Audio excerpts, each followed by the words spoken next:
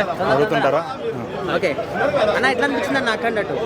ఇప్పుడు బాలకృష్ణ బోయపాటి కాంబో అంటే ఇంకా ఏమి చేసినా జనాలు యాక్సెప్ట్ చేస్తారు అన్న ఫీలింగ్తో బోయపాటి సినిమా తీసాడా అనిపించింది చూస్తున్నంతసేపు.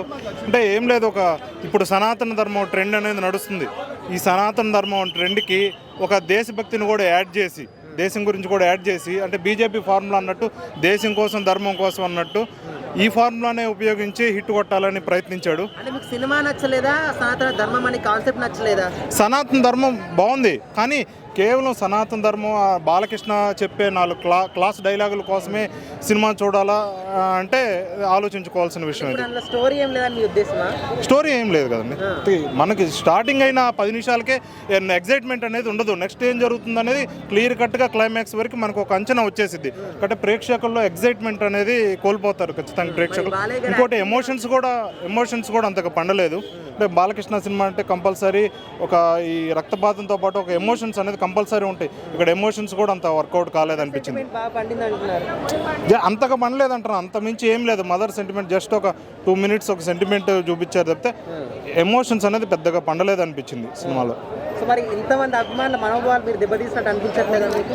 అట్టేం లేదు, నిజంగా మీరు సనాతన ధర్మాన్ని మీరు ఇష్టపడే వాళ్ళు అయితే సినిమా మీకు అంతో కొంత నచ్చుతుంది తప్పితే మిగతా వాళ్ళకి అంత అనిపించకపోవచ్చు అనిపిస్తుంది. ఇంకోటి అందరినీ బీజేపీని పొగుడుతూ జగన్ని తిడుతూ ఇట్లాంటి చాలా సెటరికల్ డైలాగ్స్ వేసాడు. అంటే శవ రాజకీయాలు చేయడం వాళ్ళ తండ్రితో పాటే వచ్చిన అలవాటు అని చెప్పాడు. అంటే రాజశేఖర రెడ్డిని గారు కూడా ఇన్వాల్వ్ చేసి శవ రాజకీయం చేస్తారని చెప్పాడు. ఇంకోటి హెలికాప్టర్ని పైకి లేపుతాడు, ఫ్యాన్ని ఇసిరేస్తాడు. అంటే ఇదంతా జగన్ని టార్గెట్ చేసి కొంచెం చూపించినట్టు అనిపిస్తుంది. అంటే అభివృద్ధికి అడ్డుపడితే ముక్కలు కోసి డిక్కీలో వేస్తానంటాడు. ఎన్ని చూస్తుంటే ఏంటంటే ఒక టీడీపీని బీజేపీని పొగుడుతా వైసీపీని టార్గెట్ చేసి కొన్ని సీన్లు ఉన్నాయని క్లియర్ కట్గా మనం తెలుస్తుంది. ఇంకోటి మెయిన్ చైనాని విలన్గా చూపెట్టాడు. చైనా మన కరోనా తర్వాత ఈ కరోనా వైరస్ ఇక్కడ వ్యాపించింది. అంటే వాళ్ళిద్దరి మధ్య డైలాగులు చెప్పడం కానీ చూస్తుంటే భారతదేశానికి చైనాకి ఇంత తేడా ఉంది, మీరెక్కడ మేము ఎక్కడ అని చెప్పడం ఇవన్నీ ఏంటంటే చైనా వాళ్ళకి విలన్గా చూపెట్టడానికి క్లియర్ కట్కి. ఇక్కడ చైనీస్ ఎవరు లేరు కాబట్టి బతికిపోయారు. ఇంకో వర్గం చూపించుంటే వేరేలా ఉండేది. మూవీ ఎట్లా ఉంది అంటే ఏం చెప్తారు? మీరు సనాతన ధర్మం ఇష్టపడే వాళ్ళు అయితే అంతో కొంత నచ్చుతుంది తప్పితే మిగతా వాళ్ళకి అంతగా నచ్చకపోవచ్చు. ఎక్స్ట్రాడినరీ అంటే అసలు అది రుద్ర తాండవం అని చెప్పుకోవచ్చు.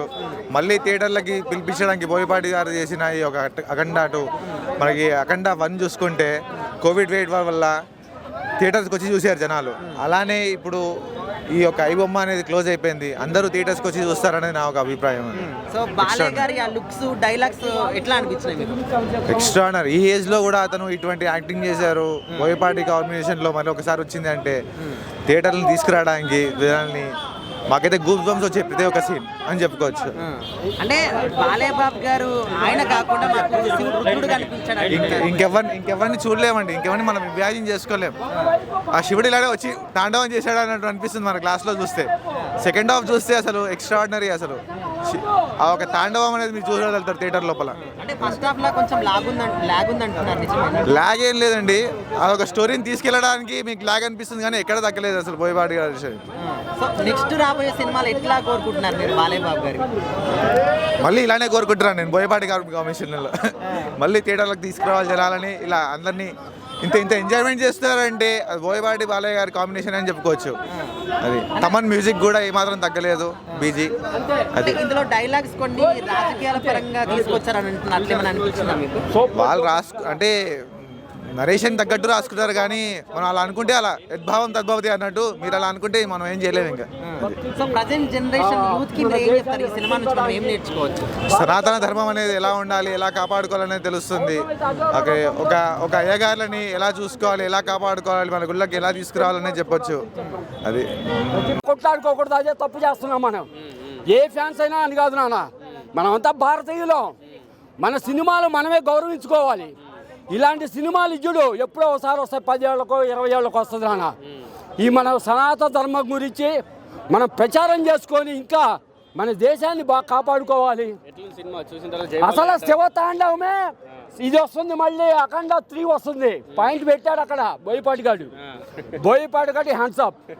ఒకప్పుడు చెప్తున్నా నా కోటి రామకృష్ణ, బాలయ్య, అంతకుముందు బి గోపాలు, బాలయ్య, ఇప్పుడు మళ్ళీ బోయపాటిగాడు, మళ్ళీ ఇది బాలయ్య. రికార్డులు అంతే. బాలయ్య, బోయపాటి, తమ్మన్ గారు. బాలయ్య 50 సంవత్సరాలు, నాకు 62 ఏళ్ళు. బాలయ్యకి 50 సంవత్సరాలు మా అక్కడ ఎదిగింది కదా. ఇప్పుడు నాకు 50 ఏళ్ళు చూసింది. ఆయనకి మంగమ్మ ఆ రోజు 10 సార్లు చూసా. అది సంగతి. జై బాలయ్య అనొచ్చా మరి ఈ సినిమా చూస్తే? జై బాలయ్య కాదు, నేను ఇక్కడే ఉంటా, కావాల్సి ఉంటా, నా కాళ్ళ పెట్టి నీకు డబ్బులు ఇస్తా. 100కి 1000 ఇస్తాను నీకు. బాగలేదు అన్నావు అనుకో, 100 రూపాయలకి 1000 ఇస్తాను నేను. సరేనా? ఇంకంతకన్నా నీకు చెప్పలేను. ఈ వయసులో నాకు అవసరం అబద్ధం. నీ బాలయ్య ఫ్యాన్స్ ఇందాక నేను బాధపడ్డా. ఒక్కళ్ళు లేరు ఇక్కడ. ఆర్బీఐలో ఉన్నప్పుడు మీరంతా రావాల్సిందే. ఒక్కళ్ళు లేరు. అబ్బాయితో చెప్పా మాట్లాడకూడదు అని చెప్పి అనుకున్నా. చాలా బాధ కలిగింది.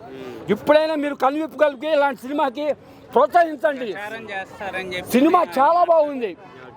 ప్రతి తెలుగువాడు, ప్రతి భారతీయుడు, ప్రతి మన తెలుగు గడ్డ మీద ఉన్నవాడు, పుట్టినవాడు, ప్రతి వాళ్ళు చూడాల్సిన చిత్రం.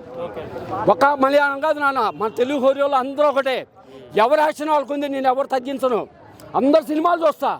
బాలయ్య అంటే నాకు అభిమానం, అంతేగాని వేరే ఉద్దేశం కాదు. అందరు సినిమాలు ఆడాలి, తెలుగు ప్రేక్షకులు అందరూ బాగుండాలి, తెలుగు హీరోలు అందరూ బాగుండాలి.